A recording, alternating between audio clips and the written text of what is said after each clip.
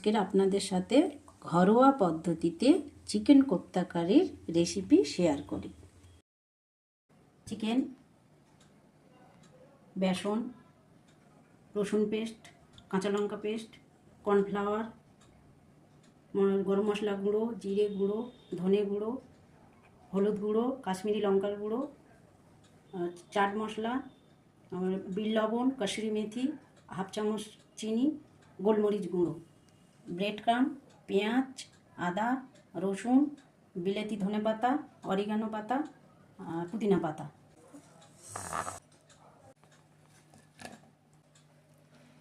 Chicken paste complete. এইভাবে কিমাগুলোকে বলের আকারে বানিয়ে নিলাম।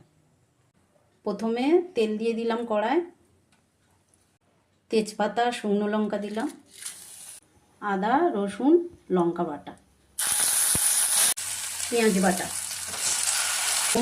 চিনি, কাশ্মীরি লঙ্কা গুঁড়ো, গরম মশলা গুঁড়ো, মৌরি গুঁড়ো, কালো গোলমরিচ গুঁড়ো, হলুদ গুঁড়ো, ধনে গুঁড়ো সব দিয়ে দিলাম, জিরে বাটা।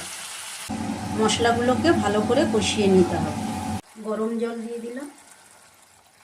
ঝোল ফুটে ওঠার পরে চিকেন বলগুলো দিয়ে দেবো। সেদ্ধ হওয়া পর্যন্ত অপেক্ষা করব।